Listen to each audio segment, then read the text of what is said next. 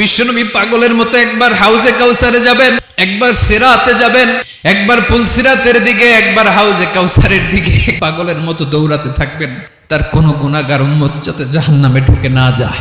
কিয়ামতের ময়দানে ওই বিভীষিকাময় সময়ে মুসিবতের কালে মানুষগুলো পাগল হয়ে বিশ্বনবীকে খুঁজতে আরম্ভ করবে।